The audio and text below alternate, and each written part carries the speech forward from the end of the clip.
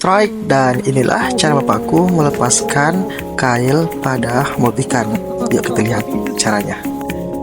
Nih cara ngelepas umpan yang cepet pancing.